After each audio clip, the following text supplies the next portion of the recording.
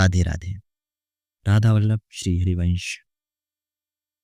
पूज्य गुरुदेव भगवान श्री प्रेमानंद जी महाराज जी के चरणों में मेरा कोटि कोटि प्रणाम। साथ ही आप सभी साधक, प्रेमी जन, संत जन, सभी रसिक जन और सभी भक्त जनों को भी मेरा कोटि कोटि प्रणाम। आज की इस वीडियो में हम सभी पूज्य गुरुदेव भगवान श्री प्रेमानंद जी महाराज जी की कृपा एवं उन्हीं के आशीर्वाद, साथ ही साथ श्री राधा रानी, श्री लाडली जो हम सभी के ठाकुर जी, उन्हीं की कृपा से आप और हम आज इस वीडियो के माध्यम से एकत्रित हुए हैं एक नए और विशेष महत्वपूर्ण विषय पर चर्चा करने के लिए। तो पूज्य गुरुदेव की ही कृपा से उन्हीं के द्वारा, उन्हीं की कथा में बताए गए एक महत्वपूर्ण विषय के ऊपर जो गुरुदेव ने बहुत ही अच्छे से उस विषय को संक्षेप में समझा करके हम सभी के जीवन में आ रही बाधाओं और समस्याओं से सुलझने के लिए बहुत ही सुंदर मार्ग बताया था। तो आज हम सभी भी उसी विषय के ऊपर चर्चा करते हुए इस वीडियो के माध्यम से अपने अंदर उस विचार को अपने मन के साथ साथ अपने अंतर आत्मा में उतारेंगे और साथ ही साथ उस विचार को और भी ज़्यादा संकल्पित और मजबूती से अपने दिमाग पर, अपने मन पर दृढ़ करेंगे। और वह विचार है जो कि काम वासना से संबंधित है। अर्थात प्रत्येक साधक जन, प्रत्येक भक्त जन जो भी अपने प्रारंभिक दौर में, कहने का तात्पर्य है कि जो भी भक्तगण जब भी आध्यात्मिक मार्ग के प्रारंभिक दौर में होते हैं, या फिर कहें कि जो लोग प्रारंभिक दौर से अतिरिक्त आगे भी चले जाएं, यानी कि उनका और भी ज़्यादा प्रबल हो चुका हो, परंतु कहीं ना कहीं जीवन में हमें किसी न किसी प्रकार से जो वासना है, किसी न किसी रूप में हमें विचलित करने के लिए, हमें हमारे मार्ग से भटकाने के लिए, या फिर हमें हमारे कार्य से भटकाने के लिए, या फिर कहीं जो वासनाएं हैं जो हमारे मन की इन संसारिक रूपी वासनाओं की इच्छाओं को परिपूर्ण करने के लिए जो हमारी आकांक्षाएं हैं, उसमें कहीं ना कहीं किसी न किसी प्रकार से कोई ना कोई ऐसी क्रीड़ा या ऐसी कृत्य कार्य अवश्य रूप से हो जाता है हमसे, जाने या अनजाने वश, कि कहीं ना कहीं वह हमें विचलित करने के लिए आता ही आता है। या फिर कहें हमारे पूर्व में हमारे द्वारा किए गए कुछ ऐसे कार्य जो कि हमें कहीं ना कहीं परेशान करते हैं, हमें दंड देने के लिए ही आते हैं, जिससे कि हमारे भागवतिक मार्ग में, हमारे नाम जप में, हमारे भक्ति भाव में कुछ न कुछ बाधाएं आती रहती हैं। कहने का पूर्ण सार यह है कि काम वासना जो हमारे मन में जब भी कभी भी अचानक से किसी प्रकार से भी उत्पन्न होती है, काम वासना का तात्पर्य केवल काम तो ही नहीं है। वासना अर्थात किसी भी प्रकार की ऐसी कोई सांसारिक क्रिया जिसे हम भोगना चाहें, जिसे हम प्राप्त करना चाहें, जिसे हम परिपूर्ण करना चाहें कि हमें यह मिल जाए या हमें वह मिल जाए, चाहे वह खाने की ही चीज़ वस्तु हो या चाहे वह पहनने की वस्तु हो, चाहे वह परस्पर स्त्री या पुरुष एक दूसरे शारीरिक रूप के विपरीत हो, उन्हें भोगने की वह हो, या फिर हम घर, मकान आदि चीज़ों की बात करें, यानी कि कोई भी ऐसी चीज़ जिसे हम और भी अत्यधिक रूप में भोगना चाहें। यदि हम कहें, छोटा सा उदाहरण लें, तो हमारे तन को ढकने के लिए एक वस्त्र आवश्यक है, मतलब पर्याप्त है, कहने का तात्पर्य है। यानी कि हम किसी भी वस्त्र से काम चला सकते हैं। ऐसा वस्त्र जो साफ सुथरा हो, कहीं से फटा ना हो, उससे हमारा कार्य चल सकता है। हमारे पास कुछ गिने चुने कपड़े अच्छे हैं, परंतु हम इसमें भी भोगना चाहते हैं कि हमारे पास और भी अच्छे कपड़े होते हैं, और भी ज़्यादा अच्छे गहने होते, ताकि हम दिखा सकते, बता सकते। यह हमारी भोग क्रिया है, यह हमारी वासना है। तो किसी भी प्रकार की किसी भी चीज़ को, किसी भी कुछ भी ऐसी वस्तु हो सांसारिक जिसे हम भोगना चाहें, उसे ही काम वासना कहते हैं। साथ ही साथ काम की क्रीड़ा सबसे ज़्यादा हमें सताती है। हम किसी भी अन्य प्रकार की चीज़ों से अपने आप को तो बचा सकते हैं, परंतु काम वासना जो है हमारे अंदर कहीं ना कहीं विचलित करती ही रहती है। परस्पर एक दूसरे के प्रति, स्त्री हो या पुरुष हो, कहीं ना कहीं हमारे मन में किसी न किसी कोने में दबी बैठी होती है, जिसको किसी भी प्रकार से मौका मिले तो वह हमें विचलित करने के लिए, हमें हमारे आध्यात्मिक मार्ग से भटकाने के लिए, हमें परेशान करने अवश्य आती है। तो इस पर गुरुदेव कहते हैं, अर्थात हमारे पूज्य गुरुदेव भगवान जी कहते हैं कि हमें इससे बचने के लिए किस प्रकार की सावधानियां रखनी चाहिए। तो पहला तो हम सदैव यह ध्यान रखें कि यह जो काम वासना से संबंधित विचार है, यह कोई कार्य नहीं है, यह एक केवल विचार मात्र है जो कि इस संसार के नियमित, यानी कि इस संसार को चलाने के लिए आवश्यक है। परंतु यदि हम इस क्षेत्र से, इस कार्य से हट रहे हैं, हम आध्यात्मिक मार्ग में चल रहे हैं, हम यदि साधक हैं और अभी हमारा पानी ग्रहण संस्कार नहीं हुआ है, तो हमें इससे बचना चाहिए। तो हम ये ध्यान रखें कि यह केवल एक विचार मात्र है जो कि हमारे मन में उत्पन्न हो रहा है, और यह प्रत्येक व्यक्ति के मन में उत्पन्न होता है, यह एक स्वाभाविक क्रियाएँ हैं। हमें बस इतना ध्यान रखना है कि यह विचार है, प्रभु की कृपा से आया है। हम कोई भी काम करें, कोई भी क्रिया करें, हमारे साथ कुछ भी हो या हमसे जाने-अनजाने कुछ भी हो, हमें अपने जीवन के हर कार्यों को गुरुदेव सदैव कहते हैं कि प्रभु को ही चरणों में समर्पित करना चाहिए। तो हम इस विचार को भी समर्पित करें, अर्थात हम अपने अच्छे विचार हो तो भी समर्पित करें प्रभु को, हमारे मन में कोई बुरा विचार आए तो भी हम प्रभु को समर्पित करें। हम कुछ अच्छा करते हैं, हमसे कुछ भी अच्छा हो हमारे द्वारा, तो भी वह प्रभु को समर्पित हो, और हमारे द्वारा यदि कुछ गलत क्रीड़ा हो जाती है जाने-अनजाने तो भी प्रभु को समर्पित हो। अर्थात अपने आप को संपूर्ण रूप से प्रभु के चरणों में समर्पित करते हुए हम सदैव यह कहते हैं कि हे प्रभु, हे प्रिय प्रीतम, हे लाडली जो, हे राधा रानी जी, हम आपके चरणों में समर्पित हैं। जो होगा, जैसे होगा, आपकी इच्छा से होगा। यदि हमसे कुछ भूल-चूक होती है, या जाने-अनजाने हम किसी गलत मार्ग पे जाते हैं, तो बचाने का कार्य भी आपका ही रहेगा, क्योंकि हमने आपको पहले ही समर्पित कर दिया है। हम कुछ प्राणी हैं जो कि आपकी ही कृपा से इस संसार में, यह जो जीवात्मा है, इस शरीर रूप को धारण करके हमें मिला है, आपकी ही कृपा से मिला है। जो होगा आपकी ही कृपा से होगा। हमारे अंदर यदि इतना सामर्थ्य होता, तो हम आज ऐसे क्यों होते? हमारे अंदर ना कुछ सामर्थ्य है, ना ही हम कुछ कर सकते हैं।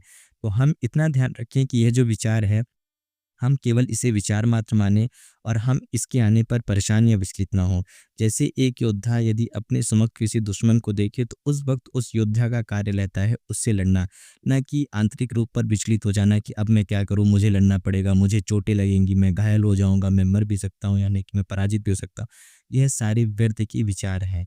हमें इन विचारों पर न ध्यान देते हुए उस योद्धा को केवल और केवल कर्म पर, अर्थात युद्ध पर ध्यान देना चाहिए। ठीक उसी प्रकार से यह केवल एक काम वासना के विचार मात्र हैं जो कि हमारे मन में उत्पन्न होते हैं। ठीक है, कोई बात नहीं, उत्पन्न हो रहे हैं, हम इन पर ध्यान ना दें। यदि ध्यान भी आता है तो कोई बात नहीं, हम बस इतना ध्यान रखें कि आए हैं, चले जाएंगे। हम परेशान ना हो कि अब क्या होगा, अब हमसे पाप हो गई, हमसे गलती हो गई, हमारे मन में गलत विचारधाराएं उत्पन्न हो गई, हमने गलत सोच लिया, हमने गलत देख लिया, हमने गलत कह दिया। ऐसी चीज़ों से हम अपने आप को और भी ज़्यादा मानसिक रूप से कमज़ोर करते जाते हैं, और भी ज़्यादा मानसिक रूप से हम अपने आप को निर्बल बनाते हैं।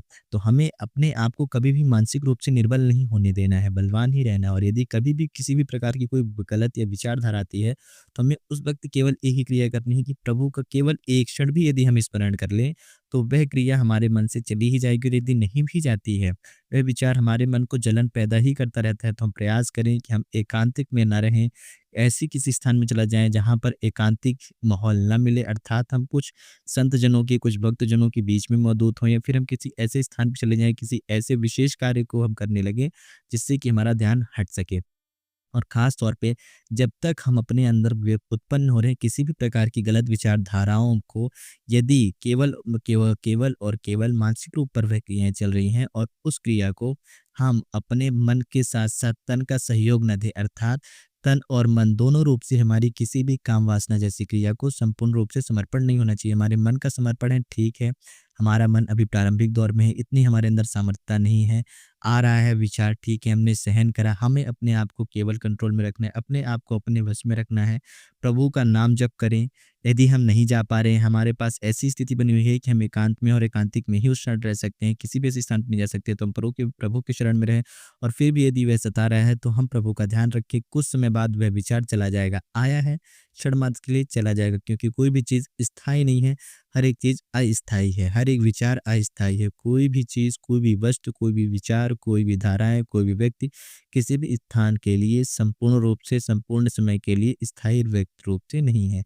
वह एक स्थान से दूसरे स्थान पर अवश्य रूप से परिवर्तित होगा। वैसे ही ये विचार हमारे मन में आए हैं, जिस प्रकार से विचार आया है, ठीक उसी प्रकार से कुछ समय बाद अवश्य रूप से चला जाएगा। परंतु यदि वह कुछ समय के लिए आया और वहीं पर यदि हम थोड़े से कमज़ोर पड़ जाते हैं, उस क्रिया को करने में अपना सहयोग, अर्थात शारीरिक रूप से सहयोग देना प्रारंभ करते हैं, वही हम सभी की त्रुटि है। हमें केवल इस बात का ध्यान रखना है, थोड़ी-सी जलन, थोड़ा-सा कष्ट हमें सहना होगा और युद्ध करना होगा। जैसे एक योद्धा अपने शारीरिक घाव को सहते हुए भी युद्ध करता है अपने अंतिम क्षणों तक, ठीक उसी प्रकार से हमें अपने आंतरिक मन की जलन को सहते हुए, थोड़ा-सा अपने आप को वश में करते हुए, प्रभु के नाम जप करते हुए, थोड़ा-सा सहन करते हुए अपने आप को कंट्रोल में रखना होगा। और हम किसी भी प्रकार की काम वासना जैसी धाराएँ, यदि विचार हमारे अंदर उत्पन्न हो रही हों, तो उस वक़्त केवल और केवल हम इतना ध्यान रखें कि ठीक है, उत्पन्न हो रही हैं, होने दें। परंतु हम किसी भी प्रकार से शारीरिक रूप से इसका सहयोग नहीं करेंगे। अर्थात मानसिक क्रिया है तो हमारे मन में उत्पन्न हो रही है, तो हम मन में दूसरे विचार भी उस समय पे यदि हम कर पा रहे हैं तो करें। भगवान नाम के चिंतन को उत्पन्न करें। कितनी भी बार यदि हम भगवान के नाम का चिंतन करते हैं और हमारे मन में उल्टे सीधे दृश्य आते हैं, उल्टे सीधे हमारे मन में चित्र उत्पन्न होते हैं, कोई बात नहीं है, होने दीजिए। हम केवल नाम चिंतन ही करें। जितना भी हमारे समक्ष कितनी भी पुरानी से पुरानी घृणाएँ आए, पुराने से पुराने हमारे द्वारा किए गए ऐसे गलत कृत्य आते हैं जो हमारे मन को और भी ज़्यादा सहयोगी और बलवान करते हैं हमारे साथ, हमारे अंदर की काम वासना को जागृत करने के लिए, तो केवल और केवल मानसिक रूप के आ रहे हैं। यदि हम इसका किंचित मात्र भी शारीरिक रूप से सहयोग करना प्रारंभ करते हैं, वहीं पर हमारी त्रुटि जो है बनना प्रारब्ध हो जाती है। यदि हम कभी भी शारीरिक रूप से या अपनी मानसिक क्रियाओं को सहयोग न दें तो हमारी त्रुटि होना प्रारंभ नहीं होती है। तो हमें केवल इतना ध्यान रखना है कि हम किसी भी प्रकार से शारीरिक रूप से सहयोग करना नहीं देंगे, अर्थात हम अपने आप को शारीरिक रूप से रोक करके रखेंगे, क्योंकि मन में चल रही क्रीड़ाएं, जो मन में चल रहे विचार हैं, मन की चल रही जो विचारधाराएं हैं, ये कुछ समय बाद अपने आप अवश्य रूप से विलुप्त हो जाएगी। और धीरे धीरे धीरे धीरे यदि हमने ऐसा सहन करते करते अपने मन को प्रबल बना लिया, मजबूत बना लिया, शक्तिशाली बना लिया, कठोर बना लिया, तो हमारे अंदर वही विचार उत्पन्न हो पाएंगे जो हम चाहेंगे। और यदि कोई बाहरी विचार आता भी है तो वह तनिक मात्र भी हमारे अंदर नहीं टिक पाएगा, क्योंकि उस समय हमारी मानसिकता इतनी प्रबल हो चुकी होगी कि उस विचारधारा को मजबूती से टिकने के लिए वे कितनी भी पुरानी की बात लाए, कितने भी पुराने हमारे अंदर के कृत्य, हमारे द्वारा किए गए पुराने कार्य, पुरानी चीज़ों को दर्शाए, परंतु वह नहीं टिक पाए, क्योंकि हमारे अंदर की जो आध्यात्मिकता की विचारधाराएं हैं वह अत्यधिक मजबूत प्रबल हो जाएंगी। और हमें कुछ ऐसा फ़र्क या ऐसा कुछ महसूस ही नहीं होगा जिससे कि हमारे अंदर जलन हो, हमें पीड़ा हो, हमारे मानसिक जलन को और पीड़ा हो। ऐसी काम वासना जैसी विचारधाराएँ उत्पन्न होंगी तो वे हमें किसी भी प्रकार से प्रभाव नहीं डालेंगे। और धीरे-धीरे जैसे हम बढ़ते जाएँगे तो हमारे मन की इतनी ज़्यादा प्रबलता बढ़ चुकी होगी भगवान के नाम जपते, कि हमारे अंदर विचारधारा या किसी भी प्रकार से यदि किसी भी क्रिया तरीके से, किसी भी चीज़ से यदि कोई भी काम वासना संबंधित यदि कृत्य हमारे सामने सामने भी आ जाता है, हमारे आँखों के सामने आ जाए, यानी कि यदि हम उसे आँखों से देख पाएँ या फिर हम अपने कानों से ऐसी कोई भी बात सुन पाते हैं, तब भी हमारे अंदर, हमारे आंतरिक मन के अंदर, हमारे आंतरिक मन भाव में उस विचार का किसी भी प्रकार से प्रभाव नहीं पड़ेगा। और यह तभी होगा जब हम अपने प्रारंभिक दौर में किसी भी प्रकार से किसी भी ऐसी गलत विचारधारा को शारीरिक रूप से सहयोग देने से बचें। तो हम केवल शारीरिक रूप से सहयोग का ध्यान रखें और सदैव प्रभु के चिंतन में, नाम में डूबे रहें। तो आज की इस महत्वपूर्ण चर्चा को यहीं पर विराम देते हैं और आप सभी साधकों को, आप सभी प्रेमी जनों को, आप सभी रसिक जनों के चरणों में मेरा कोटि-कोटि प्रणाम। वीडियो को अंत तक सुनने के लिए धन्यवाद। साथ ही साथ पूज्य गुरुदेव भगवान श्री प्रेमानंद जी के चरणों में भी हमारा कोटि-कोटि प्रणाम। राधे राधे, राधा वल्लभ श्री हरिवंश।